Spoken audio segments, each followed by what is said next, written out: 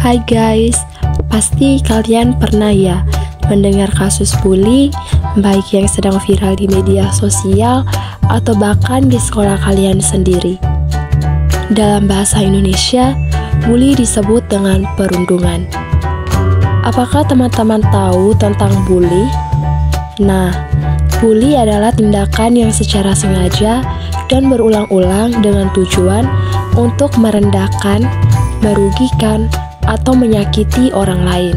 Pelaku dan korban bully biasanya memiliki ketimpangan posisi di mana pelaku yang lebih kuasa atau lebih kuat membuli korban yang lebih lemah atau tidak berdaya. Siapa saja yang rentan menjadi korban bully? Seseorang yang terlihat paling berbeda di antara orang-orang di sekitarnya umumnya lebih rentan menjadi korban bully. Hal ini dapat dikaitkan pada yang pertama, yaitu kondisi fisik. Misalnya, anak berkebutuhan khusus, terlalu kurus, atau gemuk, warna kulit, bentuk rambut, atau penampilan yang berbeda, dianggap cantik atau jelek. Yang kedua, kepribadian, misalnya suka menyendiri, pemalu, atau kurang percaya diri. Yang ketiga, yaitu kondisi akademik. Misalnya, dianggap paling bodoh atau paling pintar. Yang keempat, status ekonomi atau sosial. Misalnya, paling miskin, paling kaya, atau paling populer. Yang kelima, termaksud golongan minoritas. Misalnya, berbeda etnik, budaya, bahasa, maupun agama. Sementara itu, penyebab seorang menjadi pelaku bully pun bermacam-macam. Di antaranya, pernah menjadi korban bully dan merasa ingin balas dendam, merasa iri, kalah saing, atau marah dengan korban, kurang mendapatkan perhatian atau kasih sayang dari keluarga, agar dapat diterima dalam grup atau kelompok tertentu, atau belum terbiasa menerima perbedaan di sekitarnya.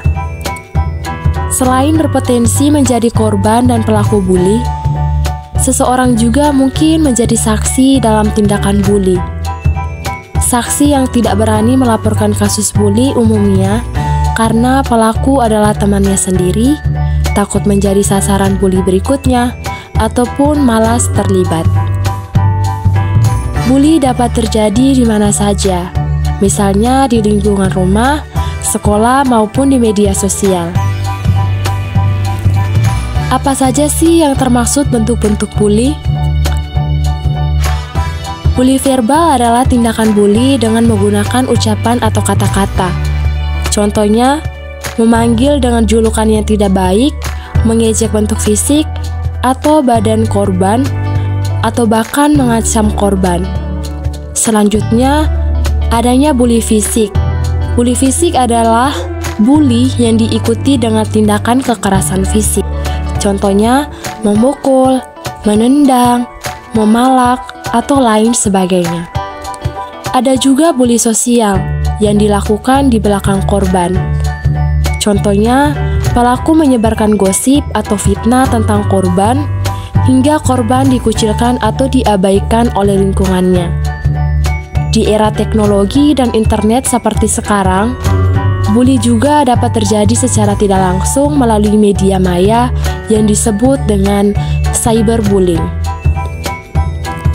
Cyberbullying dapat terjadi melalui pesan pribadi, kolom komentar di media sosial, forum online, atau bahkan interaksi dengan game online.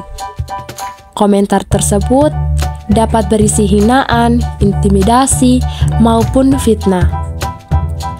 Adanya dunia maya membuat tindakan bully menjadi semakin mudah. Mengapa?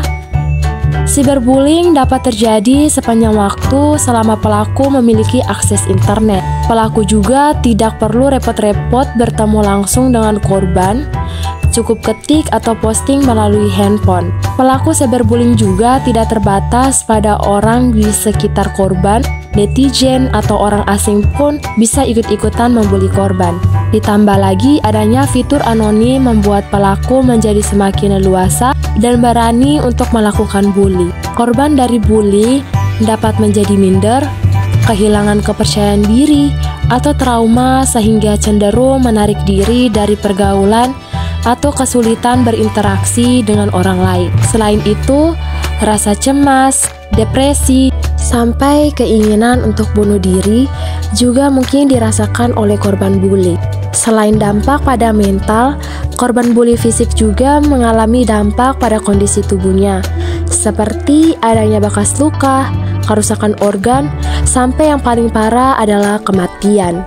Saksi dari bullying juga mungkin mengalami perasaan yang tidak nyaman, rasa bersalah, atau kecemasan akan menjadi korban selanjutnya. Sebagai pelajar Pancasila, you stop bullying di lingkungan sekolah.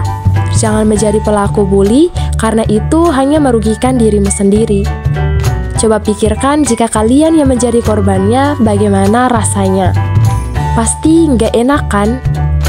Jika kamu menjadi korban atau saksi bullying, jangan takut untuk melapor kepada guru ataupun orang tua ya. Dengan begitu, kamu akan mendapatkan bantuan dan bully dapat dihentikan. Khusus untuk mencegah cyberbullying, batasi penggunaan media sosial, pikiran dan berempatilah sebelum memposting sesuatu, serta jangan mudah terpancing dengan komentar negatif.